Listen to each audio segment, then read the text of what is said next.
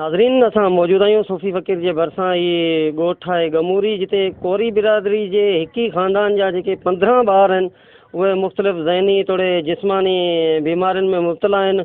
अचो त इन सिलसिले में जेके हिननि जा वालिदेन आहिनि उन्हनि खां पुछंदासीं त उन्हनि जो वधीक छा चवणु आहे। ॿार आहिनि सभु वीचारा, हिकिड़ा बीमार आहिनि, हिकिड़ा वीचारा जॾड़ा आहिनि, हिकिड़ा वीचारा अंधड़ा आहिनि।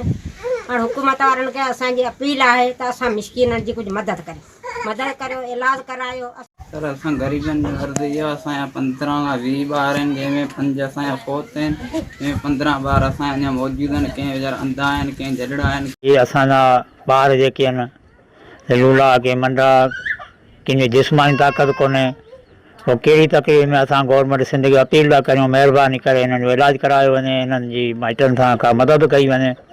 ऐं हिन बि मुंहिंजा सभु अथी के भाणेजा के ॾोहिटा के पोटा, पर असीं बेवस आहियूं, असां में एतिरी ताक़त कोन्हे जो असीं इलाजु करायूं। सिंध गवर्नमेंट खे अपील था करियूं महिरबानी करे हिननि जो को न को हल कढियो वञे, जीअं पाण हली घुमी फिरी सघनि। तक़रीबन घणा तोड़ा अंधा आहिनि, के वीचारा माज़ूर आहिनि। हिन जा जेके बि असांजे ख़ानदान में माइट आहिनि उहे मज़ूर माण्हू आहिनि, हू अटो बि कोन था वठो सघनि।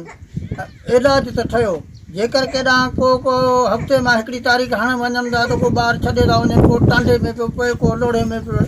ॾाढी मजबूरी आहे। हिन वस वारनि खे, मुस्लमाननि खे, हिंदुनि खे, वस वारनि खे अपील आहे त असांजो उनजो ॿारनि जो कुझु कयो वञे। न्याणी मुंहिंजी 3 अंधड़ियूं आहिनि, वीचारियूं ग़रीब पयूं, सफ़ा मसूरी न को बि ईअं इलाजु करायूं त पेट जी करियूं, कंहिंजी करियूं त सभु ॿार वीचारा जॾड़ा आहिनि, पाड़े वारा ॿिया आहिनि असांजा। हिननि जो इलाजु करायो सुठो नमूने सां, वीचारा ॾिसनि कोन था, कण ॿियण पिया वञनि, माइट वीचारा केॾांहुं वञनि।